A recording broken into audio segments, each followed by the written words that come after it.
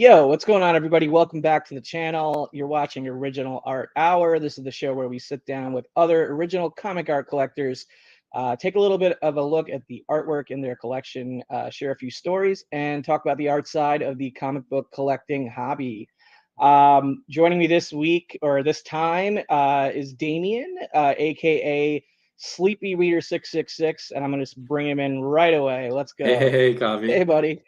So, Good to look, be man. here.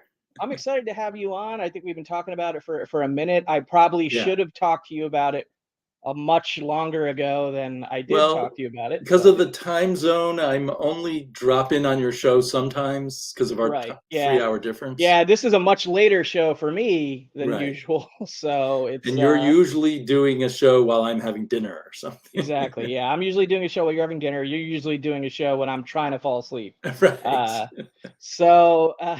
But it's fun to occasionally do a late night show here, get a West Coast guy in the community on, and you've supported my channel and watched a lot of my content, so I do appreciate that. Yeah, sometimes on the rerun, sometimes. Of course, yeah. And so I want to return the level a little bit, have you on, give you a little showcase, because it's I mean, you have a great YouTube channel. If you're not subscribed to SleepyReader666, he's a great comic book, very knowledgeable collector and reader.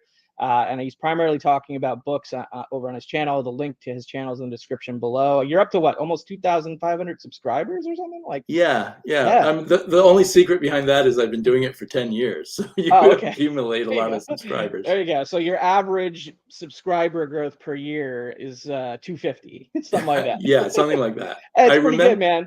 I remember thinking I'd made it when I had 70 subscribers. So everything after that is frosting on the cake. I think I stopped trying after 100 subscribers, or maybe it was 500. I think after 500, I was like, I lazily made my way to 1,000. But it's, and I'm just here to chat and have fun. Since then, I haven't cared, and it's just been about social media almost in a way. But well, look, not only do I have a brand new computer monitor equipment setup here, so I'm hoping nothing fails on me in the middle of the show. Like, literally, I've never used this setup before, and I'm still trying to perfect the angle of everything, trying to get my backdrop in the frame. It doesn't completely fit right now, and I'm just trying to readjust everything. Instead of a tiny laptop in front of my face over here, I have a giant 27-inch screen, up here or whatever. So it's easier for me to see my guests and the artwork now.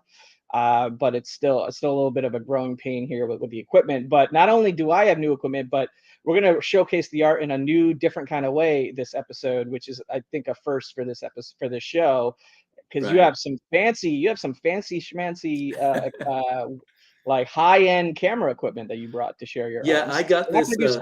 We're going to do this unique kind of presentation the way that Damien wants to do it, the way that he's bringing this fresh equipment. So I'm interested. I got this fancy camera that it will follow your face around if you want. It's not the one we're using here, but it also has a desk view where it will point down at your desk. Yes, and it will little quick sneak preview right there before we get into it is a little desk view. So that'll be interesting. But before we get to that, I want you to just introduce yourself, man. Because obviously you're a comic book collector. We got, by the way, we got Southern Comic Geek, Raul, we got Jeff Wedding, we got Marcus. What's up, Marcus? We got you, of course. We got Comic Crack. We've got Jeff in here. We got Ronald Shepard. We got Super Russ. We got Tree Dropster. So what's up, guys? Thank you for popping in here. But why don't you guys tell everybody a little bit about how you got into the collecting comic art? Because you've been reading and collecting books, I assume, for a very long time. Very long time. I don't know the exact length, but why don't you just fill everybody in on from your perspective? Well, I started collecting in 1971. I was a Marvel maniac at the time.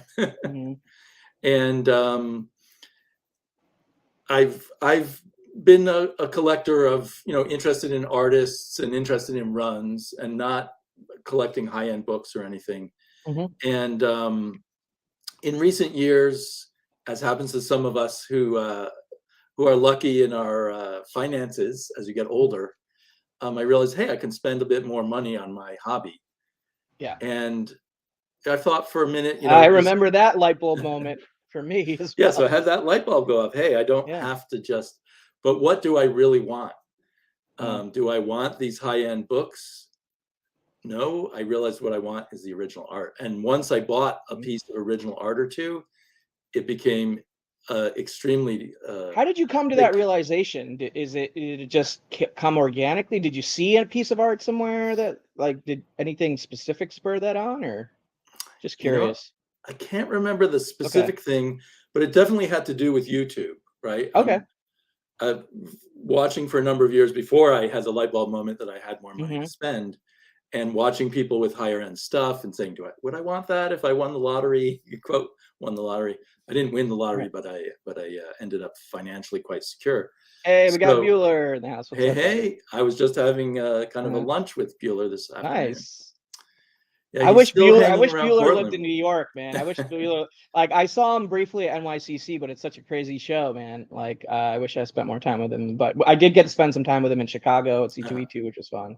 Yeah. Well, he has a fantasy of living in New York for a year. I heard that. He told me about that. So maybe you can help him figure out how could possibly do call that. Anytime you want advice on that, Bueller, just hit me up. Call me. So I'm sure he'll be visiting at least New York again. You liked it a lot. All right, so you made that decision through a variety of factors. That was where you were going to. Yeah, it probably just had to do with people on YouTube, and I saw some people with original art collections.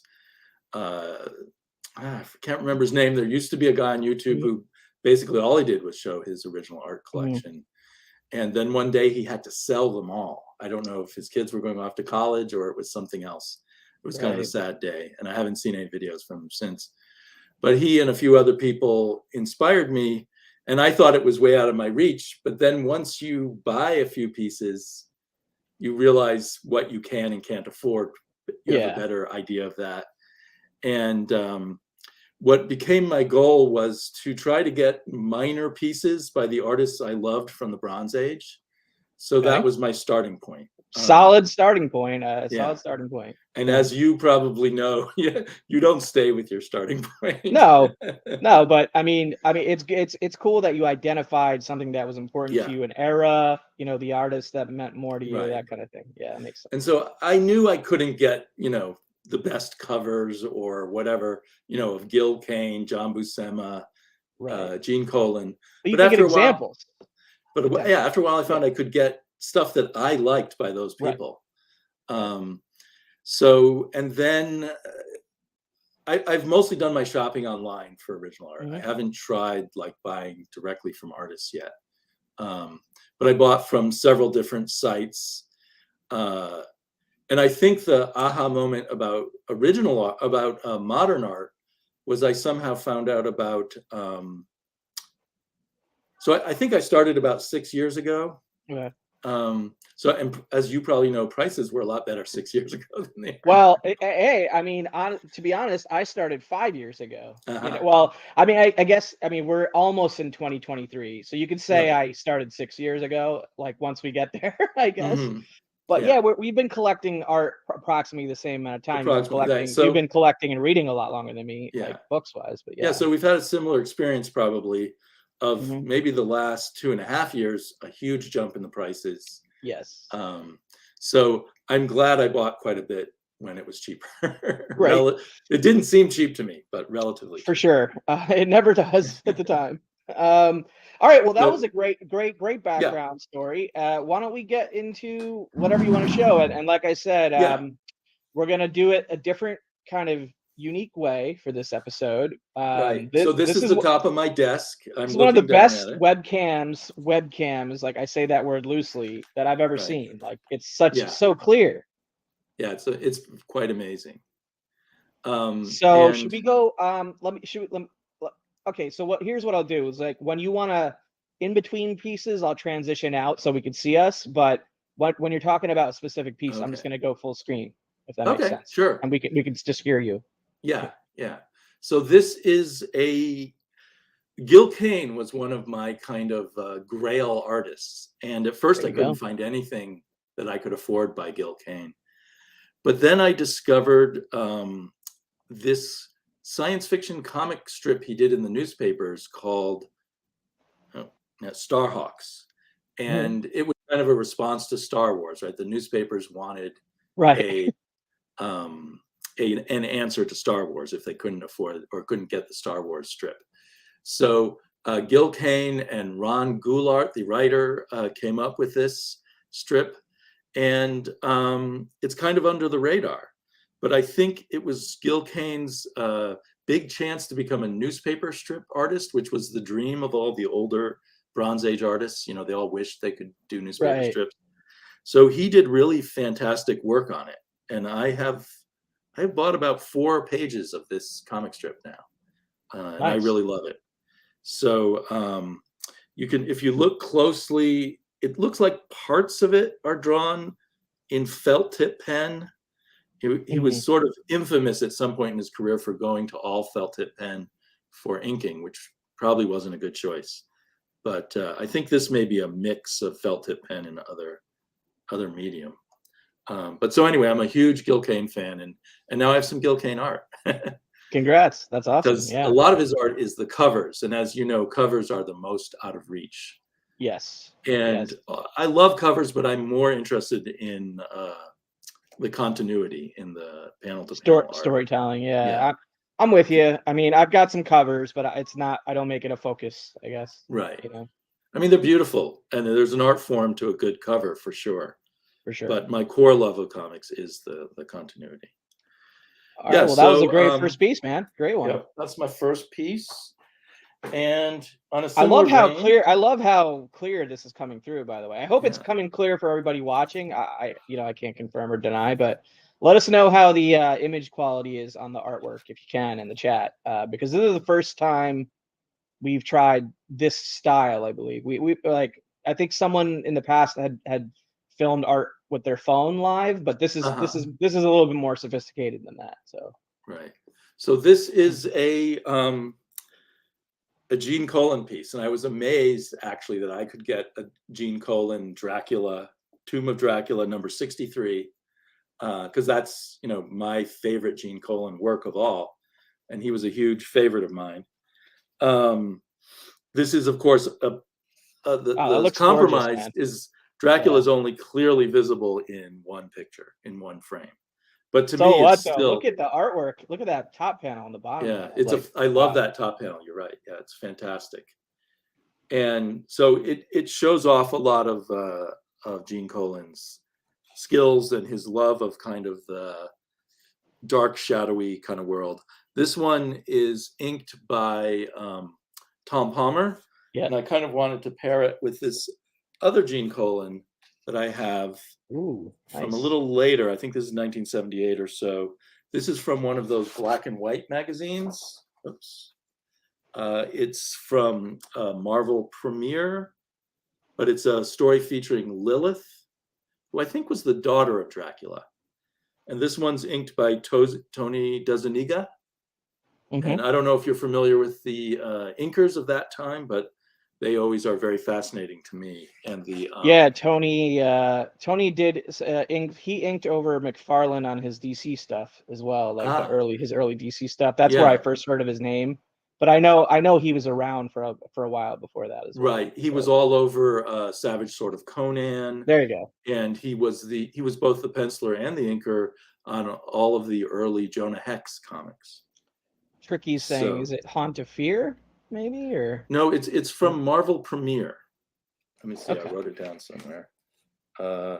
It's Marvel Preview number 10. Marvel Preview, okay. From I believe 1978. So a bit later in the Bronze Age, but again, kind of with the moody, atmospheric work of so noir. Of Colan, I love that. Yeah, I love that. Combined with DeZuniga's finer line work, it's very interesting. Nice piece. Yeah. Man. So again, being kind of a baby of the Bronze Age, I'm probably much more into inkers and the different inkers over different pencilers than later generations would be when people tended to ink themselves. Right. Interesting. Okay. Actually, though, this is one of my showstoppers. Oh, here we go. Let's go full screen. It's and it's too big. This is from 1950. That looks like, I was going to say that looks at least twice up, if not larger. I think it's twice up, and it is a page from The Spirit. And the reason I could afford it is The Spirit is not on it. Because it's not a main character page, but it's still amazing. But to me, to own a Will Eisner page was such a thrill. And I bought it from Kitchen Sink, who were kind of his art dealer for a while. Okay. The publisher, Kitchen Sink, acted as his art dealer, and I bought it from their website. And interesting. Okay, so the publisher sold the original art from the website. That's right, because they had such a close relationship with the Eisner family. Kitchen Sink were the ones who published all the Spirit reprints and stuff during the 80s and 90s. So anyway, to me, this is incredible. This is Commissioner Dolan, and this is a character named Sammy, who's supposed to be an Eskimo who came to be an assistant for with the Spirit. And it's they're lost at sea, and it's really a beautiful piece to me. I love that panel with the scope. Yes, that is so cool. Kind of the, because you're getting multiple perspectives in one panel like that. It's so cool. And there's a lot of humor here. I also love the lettering. And that's something I noticed a lot when you did he do his own lettering, or was there a letterer on it? I think he had a letterer. I'm not 100% sure. He tended, from what I've read, he would at times be doing most of it on his own, and other times have assistants working with him. But he would be overseeing the whole thing. And I'm pretty sure this is a fairly pure Eisner page. So yeah, that's one of my big ones. major congrats, dude. That's very cool, man. And again, I got that really early on, like 6 years ago. Tricky saying that this quality of ink is not sold at Hobby Lobby. No. Yeah, just think, this ink looks perfect. It really does. And it's 72 years old. That's insane. Yeah, that's awesome. Yeah. So I wish I'd opened my wallet even more. We had some more people join us, by the way. Just some more friends. We got Comic Mag Musings. We had Carlito. We had let's see. I think we had Comic Crack. I think, or maybe they were there before. We had. He was there before. Yeah. Okay. I think that's it. All right. Welcome, guys. Appreciate you. Thanks for watching. And we'll move on to the next piece. Okay, here's a smaller piece. Let me. We also had Ruben join for a second. Hello, and aggressively. And Scott. Hey. And Scott, Hoarder's High. Nice. Good to see y'all, guys. Okay, another thing that fascinates me is preliminary artwork.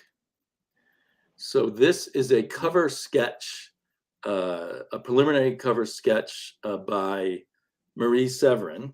Man, Marcus is like guessing the artist right before you say it. He's like he's better recognizing this stuff than I am. So he's kind of prolific. And this one. Good job. Ruben's still here, and cool. for all mispronunciations I might make. So there he is. So I just have a little aid to go with this one. Oh, cool. There is the cover that actually ended up being made. It's also drawn by Marie Severin, but you can see that she made a lot of, she improved this picture a whole lot going from the sketch to the final product. And then another nice thing about sketches is I can sometimes get them quite cheaply, but to me they're fascinating because I'm fascinated by the whole artistic process. Yeah. So like this figure here, this was from Chamber of Darkness #4. Which also features, the reason it's in this Conan trade is it features the first Conan-like character by Barry Smith on the interior. Right. And so Jason was asking, that's the Conan prototype issue. Yes, right? The Conan prototype Star the Slayer, I think he was called. There's the first page of that story. All of my real comics are in storage at the moment, so I only have these things to go by. But so she obviously changed the whole figure here. So he was turning, and she added much more drama with the people around it. So anyway, to me, it's kind of fascinating. And this is kind of an iconic issue because of that Conan connection. And I'm a huge Conan collector. So, and I really enjoy seeing the kind of quality of her lines and shadows. It looks to me like she may have used a brush and put in gray wash and stuff. And I kind of imagine her doing this drawing and then her and Stan Lee talking about it. And maybe he made some suggestions of things he wanted changed. So anyway, kind of fascinating. Very cool, man. Very cool. I mean, as a Conan collector, that's a cool piece of history. Yeah. Yeah. And in the same, where to put everything. All good. So I have another sketch here. This one is a whole page. This one's in plastic. I'm gonna take it out. Yeah. Because little Mylar. This one is by John Buscema. So it's a preliminary page sketch of an entire page that he was planning to do for Thor Annual. And I have dug that up on a digital version here, if I can open it up. So let's see. There's the sketch he did, and there, if I can tilt the iPad properly. Yeah, you can see it. You get some of the idea. Yeah, you can see So it. So my understanding from things I've read is he would do something like this, and then he would put it on a light box and put another piece of paper over it, and then do more finished pencils. And then after that, it would go to an inker. So if you can, I'm sorry about the iPad, because if you can sort of see, it's all there in the sketch, like all the action and everything that he ended up putting. Whoops. It's all there anyway. And so that kind of fascinates me. I actually have a lot of these John Buscema pages because that, again, a few years ago, they were all very cheap. Mm-hmm. Like, people weren't interested in them at all. Now I've noticed, like on Heritage, they're going for, $500 or $600 or $700. But I even think even these kind of layouts. Yeah. Right? Yeah. And I think I got this for, $50 or $60 at the time. That's a good price. Yeah. I don't mean to brag about prices, because I've paid well, it's not bragging. I don't always get a bargain, but I know some people take it as bragging when they hear that, but it's just a fact, right? You bought it 15 or not 15, like 6 years ago or whatever. And in this hobby, it's almost like that's double that, and that's how long it feels, Yeah. So my main point was just that these things that were easy to get are no longer quite so easy to get. Because I would kind of recommend to people who want to get a little art to look for some of these preliminaries, and they still sometimes are inexpensive. This is a Conan page from Savage Sword of Conan number 96, and it's John Buscema with another inker, and I'm having a brain fart. His name will come to me. I'm sure he didn't write this one down. Marcus, he's another one of the Filipino inkers, and the name is just on the tip of my tongue. Anyway, it's a beautiful page, and so back then the inkers would make the art look completely different, and so this art looks very different from other John Buscema art, and you can see that again they used a lot of gray tones in here because this was for a black and white magazine. There you go. Ruben's got the inker for you. Rudy Nebres. Rudy Nebres, exactly. Yeah. One of my favorite inkers. And I was wondering if I had his first name right or not. I was like, is it Rudy? Yeah. Yeah, Rudy Nebres is a great inker, and he sometimes did inks and pencils. He was a very talented artist. And he was, you saw him a lot in the black and white magazines, both Marvel and the Warren magazines. So anyway, I collect a lot of Conan art. It's a little more accessible. Like you can get more John Buscema for sure because there's so much of it. I think that's one of the secrets of collecting. Even so, these really good artists, if they produced a lot, you can find their artwork at affordable prices. Relatively speaking. Yeah, it's not a market I'm intimately familiar with because I don't collect it or have never really read it, But it's anytime I talk to somebody who does, I always learn something. So I appreciate that. Well, and one more John Buscema. Cool. And this is another of those Filipino inkers inking over him. Another favorite of mine, Alfredo Alcala. Oh, Alcala is amazing. He was probably the best of them all. I mean, if you can compare, but he was my favorite of them all. And he did amazing work over John Buscema. They made an incredible team. And this is an oddity because this is page 14 and 15 from Kazar number 6 from 1974. It's a double page spread, basically, not a splash. But it's not a spread. But it's on 111 by 17. There was a brief moment at Marvel where they asked the artists in every issue to do 1 2-page thing on 1 page and get paid less, I believe. So they were trying to save money. And in the page rate thing, right? Yes. The loophole. Yeah. So John Buscema probably would have put, if he did a full page, he probably would have put a lot more panels there. But other artists during that era would do just 1 panel, and it would be a full page, a double page spread that they drew on 1 piece of paper. Redondo is also a very talented, and Marcus is mentioning Alcala or Redondo, but this is Alcala, at least according to Heritage that I bought it from. I love Alcala's Star Wars strip work. It's a different title, but something more I'm a fan of that I love his work on. Yeah. Huh, I didn't realize he did the Star Wars. He did, strip. He did a lot of that stuff. It's really good. He was famously an incredible, even though he's so detailed, he was famously a very, very fast artist.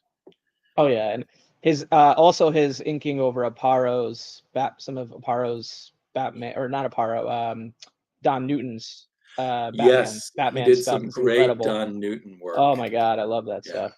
Anyway, Redondo. Yeah, I completely agree with Ruben. Nestor Redondo was an excellent artist. Rima is one of my big favorites from that era. Awesome. So jumping a bit ahead, I think we're looking at the 90s Conan here. Okay, interesting.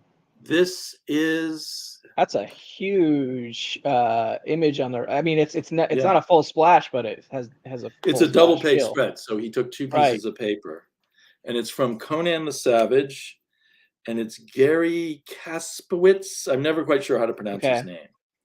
And so he was later in the Marvel Conan run, the first. I love that. He was one of the lead artists there, and when I saw this on Heritage, I just couldn't resist it. And because he's a bit more obscure, again, it was, even though it's a double page spread. Conan the Savage from the 90s. Conan the Savage, exactly. The very brief existing magazine. But I really love this piece.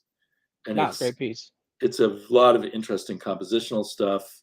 It's great to see all the different gray tones and everything. So you're only seeing, I could spend all night just showing Conan art, but I'm going to spare you too much. It is really incredible, this one.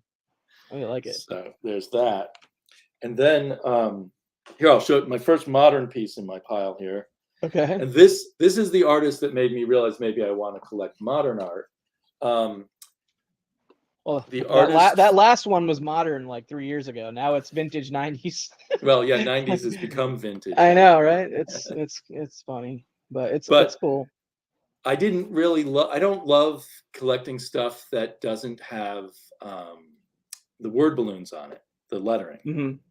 But I saw that you could buy Joe Bennett's artwork from the Immortal Hulk. Yep.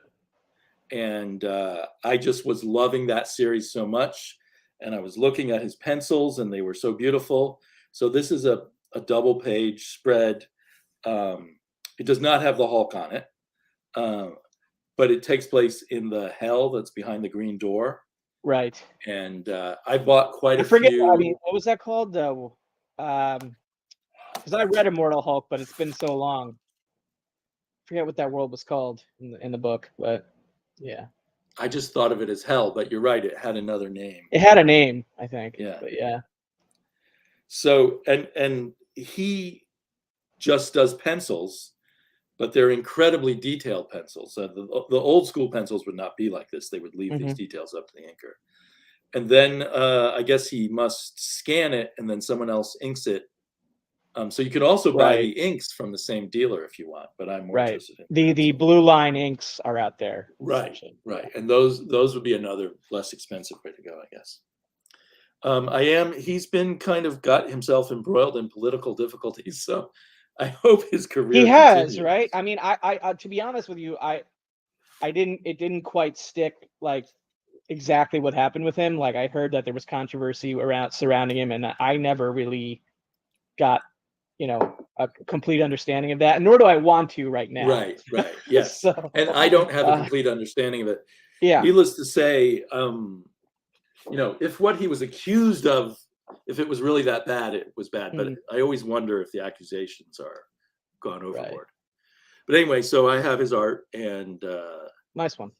I hope his career continues. Nice one, and it's one of those modern titles as far as like Hulk that's, you know, popular and memorable, you know. Right. And I was such a big fan of it for at least the first half of its run. It was my favorite comic. Definitely the first half of that run was great. I kind of fell off of it at the end, to be honest, but yeah, it was. Yeah, sadly, it didn't live up to its early promise. Right. All right. Well, what you got next, man? This has been a stellar first half here. A jolt to the system. We're going in the opposite direction. Oh, I love this. Okay. I see Veronica right away, and that's for me. It's Veronica driving some alien around town. There you go. Oh, but I think it might be Archie in a costume, actually. Oh, really? So this is another oddity of collecting. I like Dan Parent. I don't know if he's a more modern. Yeah, I've got a few artist. Dan Parent pages. Yeah, and I used to read a lot of Archie with my daughter when she was younger, and anything that was done by Dan Parent was better than the other Archie stories. So I was on Heritage again, and I saw it was a number of pages of Dan Parent. And I bid low. I love those multi-page story lots for Archie stuff on Heritage Weeklies and stuff like that. It's like, how do I tickle my collecting bone for very cheap, and get a lot of satisfaction of it? I pick up some cheap, fun Archie stuff, and I always enjoy it. Like I don't really, you know, I don't really like shout from the rooftops, I got a new Archie page. Yeah, but it's so cool. It's so fun. It's fun to me to collect, and it's not gonna keep me up at night as far as paying off pages and things like that. That's why I love Archie. And it's kind of what you're always hoping for when you're bidding. No one else bid on this, or almost no one else bid on it. Right. I mean, I don't remember when this was, obviously this one page, but I'll occasionally be on bidding on Archie lots. Not every week, but every once in a while. Well, after this, I haven't bid on so many because when it arrived, there were 16 pages. Oh yeah. I did not know I was bidding on such a large lot, and I couldn't believe how many pages. So your cost per page probably ended up being like $10, $15, or something. $5 or $10. I mean, it was ridiculous. Yeah, exactly. And I feel bad for Dan Parent. I mean, hopefully, you know, his work is not esteemed by collectors. But anyway, I checked out his table. I was down at Baltimore Comic Con. I checked out his table, and he brought some covers and stuff like that. He's getting more than he used to get for the stuff, but he's still not charging a and I have noticed that the Archies are selling a bit better than they used to. Archie original art. It's still not crazy. Like it's still in that affordable category and and fun category, but for me anyway. And it's really an art form of its own. You know, this style of art is not anything to sneeze at in my mind. And I feel like Dan Parent's a very good panel-to-panel storyteller again. So it's definitely it's good girl art, and that's still around today. Right. Yeah, it is. And I like the variety of comics. That's really a part of my collecting. Well, that I can certainly attest to. Like whenever I've seen you do a haul or like one of those videos of what you're reading right now and stuff, it's like all over the place. Right. I'm all over the place. You're like literally one of the most diverse. You're one of the most diverse readers I think I've come across. So I think that's how you last if you started when you were 10 and you're still into it when you're 61. You have to diversify. This one's is this James Herron? Because I know he uses the outside edge of the page and like with the brush strokes and the inks and stuff. So anytime, I mean, obviously his style is there too, but anytime I see all those like markings on the outside, I immediately know it's James. This is from the series Rumble. Yeah. It's page 7 from Rumble number 5. I have page 2 from issue number 1. That's awesome. I posted it to my cap yesterday. Well, and so as you probably have learned, like I did not realize all the different techniques he's using on the page. He actually puts down those Zipatone kind of stickers, that the artist cut out this sticky stuff with Zipatone patterns on it. He's splashing white out in white paint. He's using dry brush. He's using pens. So this one has proved really fascinating to me, just looking. It's really cool at it. I really love it. So I'm now craving more James Herron now that I have one in my hands. I mean, you and me both, honestly, to be honest. I would love I know his Ultra Mega book was very popular on the art sales and the collecting front. And I didn't score any of those pages. I tried, but I do have the one Rumble page, but I would love some more James Herron at some point as well. I think he's fantastic. Yeah, I guess Rumble is probably a bit less on the radar than Ultra Yeah, Mega. because it came out, I think, 7 or 8 years ago, the book, and it didn't it wasn't ongoing or anything like that, Yeah, it didn't quite. And it wasn't it wasn't his creator owned, if I'm not mistaken, but maybe I'm wrong about that. I don't know whether he had a piece of it or not. I know Ultra Mega is his creator owned. 100% his own. Yeah. And before that, he did some good BPRD work. Right. And I don't know, if that's hard to get or not. What's up, Sharon? Life with 2 YouTubers in the house. Good to see you. So anyway, yeah, this is one of my big favorites right at the moment. I've just been looking at it recently. It's very cool, and usually I have a sense of what the guest is going to bring because they send me scans or pictures, but I had no sense of what you were going to bring because we're doing this new style.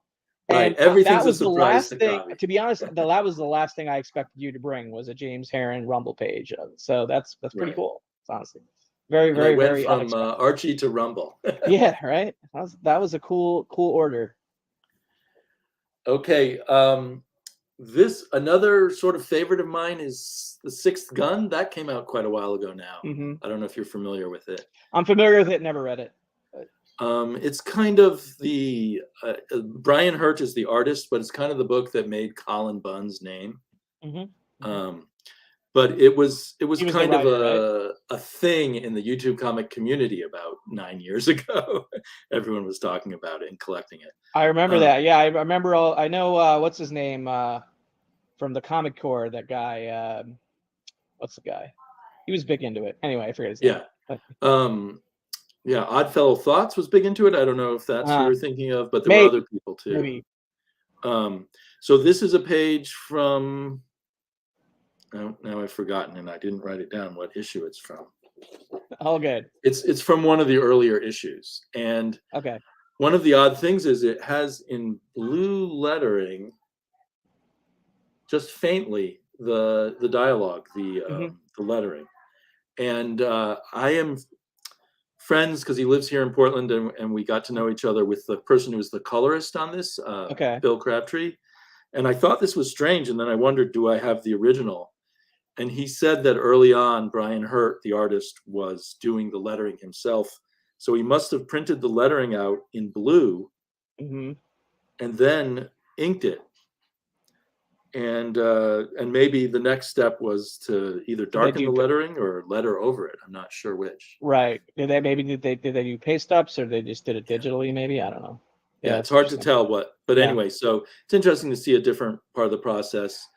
And my love of, the panel continuity makes this a page that I enjoy quite a bit. It's kind of a quiet moment as the character meets a new main character from the story going forward. And I really like the line work of Brian Hurt. So, and as I said, it's one of my favorites from the modern comics. So it was nice to get a piece of that. Nice. Yeah. I mean, anytime you can get a page from a story you genuinely enjoy and like, it's a win. And also, again, this is very accessible. If you happen to like The Sixth Gun or, maybe some other series from 10 or 12 years ago, you're quite likely to be able to find some artwork there. And speaking of, this is going to be shiny. I think we can see it. No, we can see it. Yeah, we can see it fine. Another modern series I love is Ice Cream Man. Nice. And this is not like a big page. It's a baseball game with a little demon there. I think it's I think this might be the issue where the guy has cancer and this little demon is everywhere. And I was kind of shocked to see how minimal the page is. The colorist is doing a lot on this one. Okay, so a lot of heavy lifting in the color from the colorist. That's my guess, in because this book. You know, if we see here, you know, it's just like there's just so much empty space. But the drawing, I love the quality of the lines and everything. And what's up, Jackson Roykirk and Alyssa earlier? If I didn't say hello, Jackson, welcome. Yeah. So, how are we doing on time? Am I doing okay? Oh, we got at least 20 to 30 minutes. Okay, good. If you want, I don't know how much. I don't know how many more you have left, but we'll keep going. So this is of interest to me. It's not my favorite kind of art, but it's just kind of, I don't know. I like my collection's like my own personal museum, I guess, of comic art. Yeah, I think that's I think that's the case. A little bit of the case for everybody. I mean, I don't want to make up, you know, everybody's motivations for their own collections or whatever. Right. But to a certain degree, you're the curator of your own comic art museum, is what. Exactly, it's fun being the curator. Yeah, exactly. Yeah.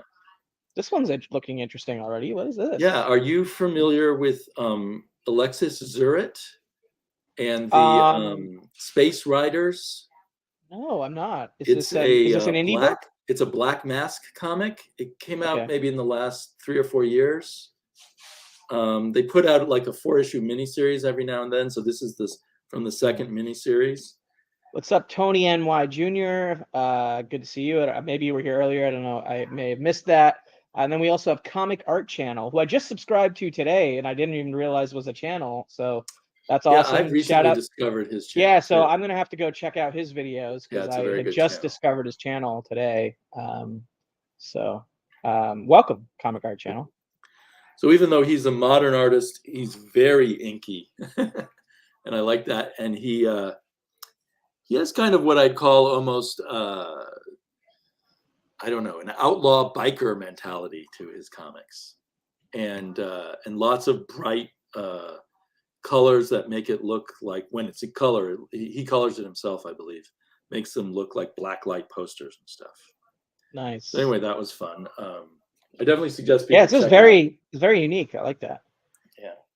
And now I'm going to go back. I kind of the pile I made. Circle back to your Conan. So. I see Superman. So. Another obsession has become Kurt Swan. Okay, so you're circling back to the Bronze Age, basically. Yes, Kurt Swan was the Superman artist in the Silver and Bronze Age. And the very first Superman I ever read was number 249, and it was drawn by Kurt Swan. It was quite a beautiful comic. And he's kind of an artist. Then I fell in love with Marvel, and I wasn't very interested in Silver and Bronze DC. But I've come back to really love his art. And part of it was because when I first started buying art online, it was another one that there's a lot of his Superman artwork, and no one was paying attention to it. Yeah. So I bought a lot of Kurt Swan, and it's become more popular recently. It has. I think there was an opportunity there to get a lot of it for cheap. Right. As you know, a couple years back. And so I kind of came in at the right time on that. And so I've just, at first I thought, I just want one Kurt Swan page, but I ended up getting a ton. I love this top panel here where he's seeing that he's a robot. And I think this one is inked by Murphy Anderson, and Murphy Anderson and Kurt Swan together were like the famous Superman artists for a long time. They called them Swanderson. But so I got that. And then here is a page. So this one was from 245. And then 249, as I mentioned, was the very first Superman comic I ever read. And I have a page from it. So that's very exciting. And it's the introduction of the Terra Man, the cowboy from outer space who defeats Superman for a few issues before Superman figures out what to do. But I love this artwork, and I love seeing Superman mixed into those kind of scenes with regular, with just quote unquote people. I love it. Yeah, it's kind of funny, and the cowboy with the missing. Yeah, the cowboy, and that top panel with all those people surrounding them in the street. That's really cool, man. Yeah. So, and then I just keep even though I'm showing you more Kurt Swan than anything else, it's still not. I just What's have up, Kenneth Bird in the house? Good to see you, Kenneth. So this is the very next issue, 250. Terraman's done something to Superman that's turned him into an old man. and Superman sees that he has some futuristic technology inside of him, and that's giving him his powers. So that's really fun. And another Terraman from 257. So a few issues later, they brought Terraman back. So Terraman is a very silly character, but because it was my first Superman adventure, I still feel attached to him. And he rode a flying horse, which I was going to say, is there any Valkyries in this issue? Yeah, no, for some reason he had a flying horse that he could fly through outer space on. Very. I love that image of the horse, though. I mean, Kurt Swan just does the perfect looking Superman for the old school, and even the perfect looking Clark Kent. Clark Kent was a news reporter by the early 70s. And then I thought an interesting contrast to those is here is Clark Kent drawn by Stephen Bissette. Wow. From the Swamp Thing. Is that a Daily Planet building splash almost? Wow. Yeah, so again, I don't have any Stephen Bissette drawings of the Swamp Thing, but I'm happy to have his Daily Planet and Lois and Superman. That's super cool. I really like his Lois there. Yeah. And I forget who the inker is on this one. It might actually be Alfredo Alcala. Yeah, it's Alcala. It's definitely Alcala. Yeah. So, this is a really fun. I would like to find some more Bissette. Actually, I really like Bissette's work. Man, this makes me want to find a Daily Planet building example, because I have a JLA page that actually has the skyline of NYC in the background, because it's specifically a story where they're not in Metropolis. Oh, that's cool. That doesn't happen too often. That doesn't happen too often, yeah. But I don't have like a Metropolis skyline page with a Daily Planet building. That would be cool to have. Although off the top of my head, I don't know if that's like something I can just go find right away. But I guess I'll put it on the list of things to research, I guess.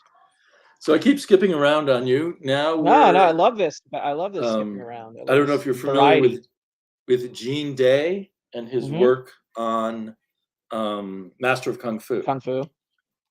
And for a while, I was buying a lot of Gene Day pages again earlier on when I could afford them. They still were seemed very expensive to me at the time of the amount of money I wanted to spend. But he's also one that after I got one page of his, I just wanted more and more of his pages. Right. Went down. But I controlled myself here and I just picked out this one. Okay, so this is your only example. You didn't go. Yeah, I'm sorry. I could, but I limited myself. It's tough sometimes to do that. Like there's certain artists where I have limited myself to one example, and then there's other artists where I've just gone nutty, frankly. Yeah. But yeah. So anyway, when I was compiling this pile of art, I just thought I'd throw in a lot of Kurt Swan. That's a good one. Yeah, Ruben's saying that Day was a master of high contrast shadow and light. Yes. And I think that's something that attracts me a lot. That's why I like Gene Colan and a lot of other artists like that. And he was fantastic with the layouts. And so I really enjoy that. And I kind of focused on is that two vertical and then 5 mini horizontals going vertically down? That's that's an interesting layout. Yeah, and he has this big statue here. Yeah. I assume he made that up, that it's not a real statue anywhere, but I don't know for sure. I don't know. Because in the comics, they used to love to do that statue that's by this famous skating rink in Manhattan. Okay. With a guy holding up a globe or something. Yeah. I used to see that in comics all the time, and I was Columbus, shocked. Is that near Columbus Circle, I think, or Columbus Square? I think so, possibly. Yeah, I feel like it's near Times Square, but I'm not sure. Okay, I just have 2 more that I've pulled out here. So these are my climax. I love Jack Kirby. And it blew my mind that I oh my god, yeah, find some Jack Kirby. Should have warned me. Damn, that's a good one. This is late in his Commandy run. I don't. Are you familiar with Commandy? Of course, yeah. I have a Kirby Commandy Splash Nice. in my collection, which, you know, maybe I can share the I'll share the scan on my hard drive, because it's on the wall somewhere else right now.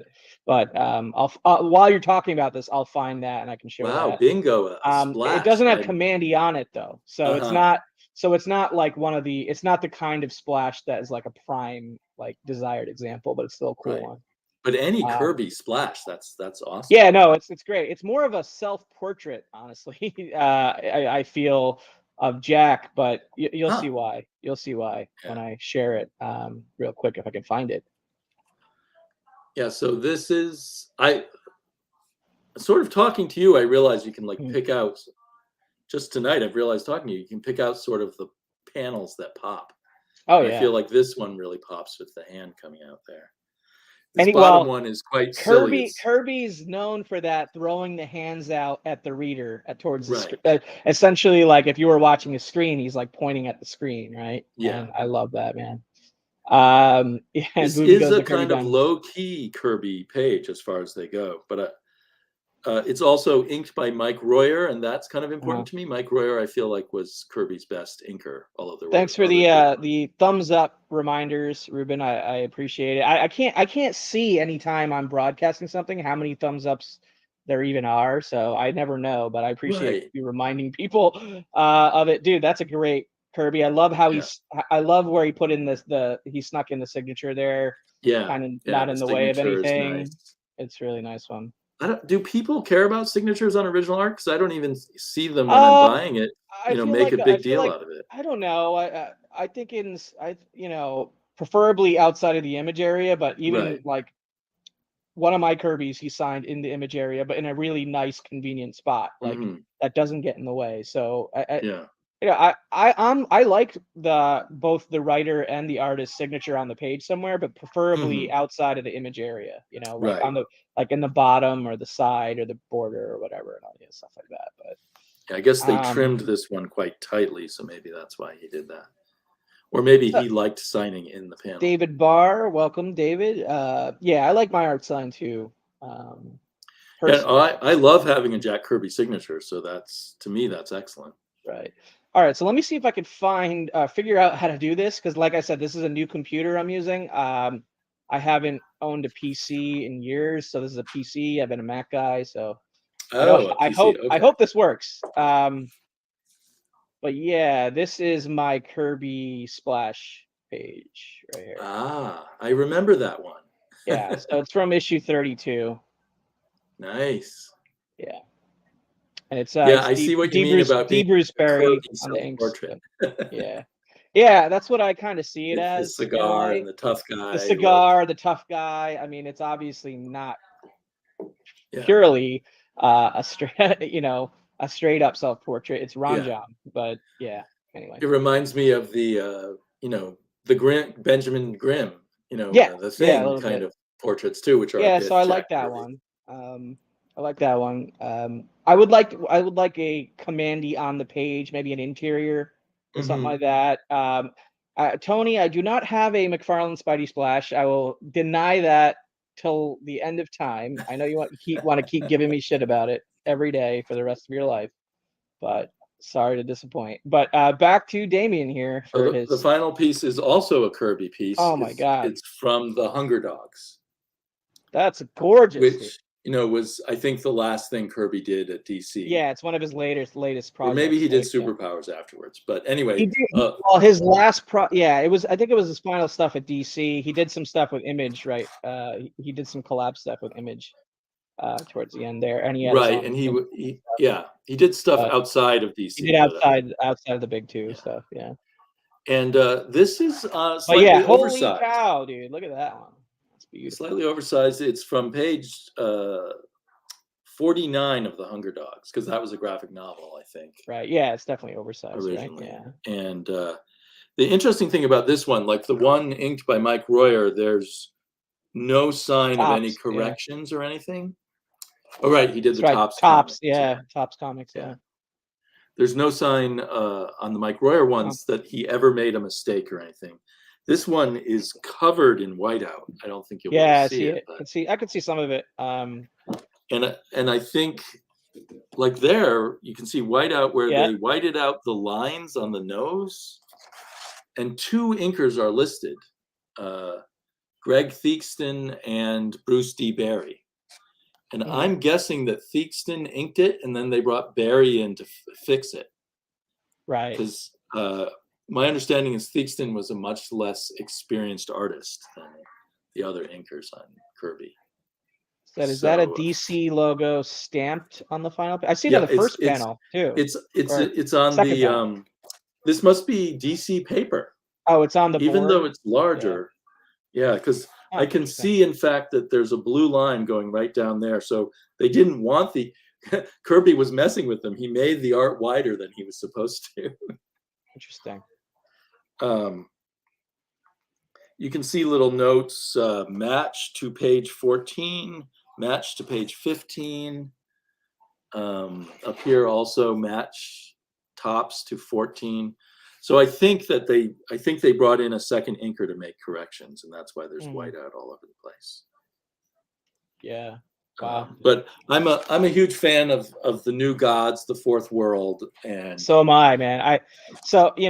this was a more accessible, again, an accessible way. Yeah, I've been going after is a stretch. I've been keeping my eye out for honestly a few years now for a Mr. Miracle, or preferably, Mr. Miracle, preferably something from Mr. Miracle, a Kirby example from it. But it's just it's gotten out of reach, like for anything that it's just gotten out of reach, I think, for me. So that was all the art that I pulled out, dude.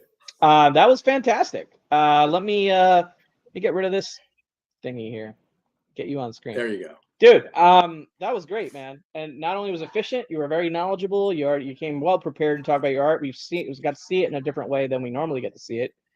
Usually, we do the scan thing nowadays. Yeah. But I like that. Well, hopefully it looked good for the audience. It looked good for me. I hope it looked good for the audience as well. And if you're watching it on the rewind, let us know in the comments what you thought about Damien's collection. Please make sure you subscribe to Damien's channel on YouTube, SleepyReader666 on YouTube, and your SleepyReader666 on Instagram. His link is below if you ever want to chat him up about Instagram, his collection. Twitter, you can chat with follow me on both those. Only 4 more thumbs up. So you rewind watchers, can help us get to that 30 over here. Anything else you want to add? Anything you got coming up on your channel or elsewhere that you want to plug or anything? I just regularly put out videos, so I don't have a specific big event plug. I do think that you've kind of broken my cherry because I don't really show my original art off. I've noticed, because you have a channel, like I said at the top, you're almost at 2,500 subscribers, but you only share your comic reading for the most part. Yeah, it's more like a diary of my reading and collecting. It's more of a diary of your reading and maybe sometimes your collection, but you mentioned that you have a lot of your collection in storage, right? So but I have now broken your art sharing cherry here on YouTube. So go for I would love to see you share it more on your channel.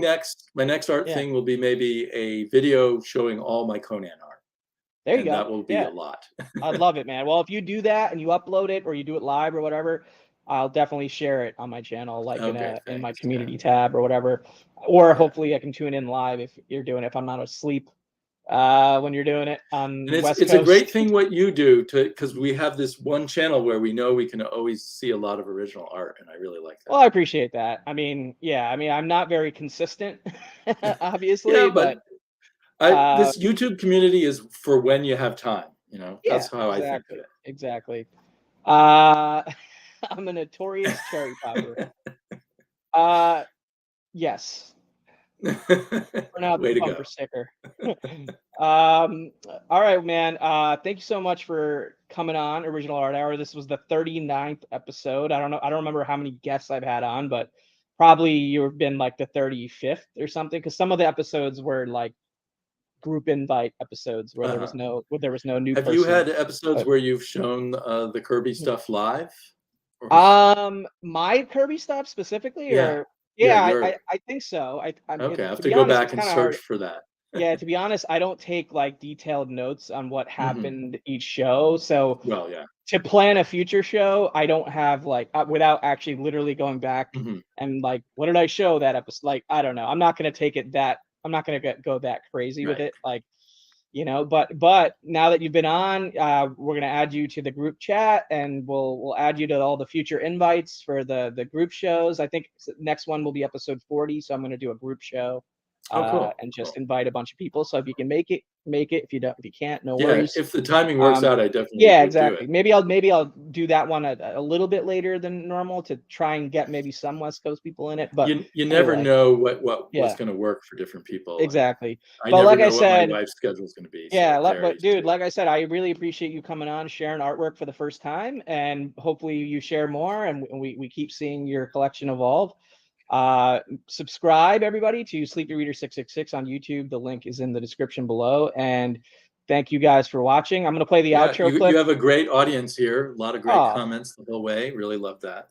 Yeah, thank you guys for watching. We really do appreciate it, and stick around for a few minutes afterwards before we say goodnight. But I'm going to play the outro clip and then say goodnight to the audience for now. See you guys. Good night, everyone. Later. Where do I begin? I see the hate, they don't wanna see me win. Bank deposits, I got more coming in. Top down, throw the money in the wind. I don't want it all. Heard he scammer, had to switch up the accounts. Moving paper, gotta call it my account. It's all in, I can have it coming out. Been through the struggle, I can see another drought. Yeah, it's not a purse, it's a merch. 6 figures was a gold, now it's 9 or a hearse. Put it work. Used to pull up, not swerve, no time for the snakes, time to put them in the dirt, that's word. I gotta get it, it's in my DNA. You only see the highlights, don't know what it takes. Last year stressing, got no sleep. Now I'm right between the courts, out of nosebleed. I see the hate, they don't wanna see me win. Bank deposits, I got more coming in.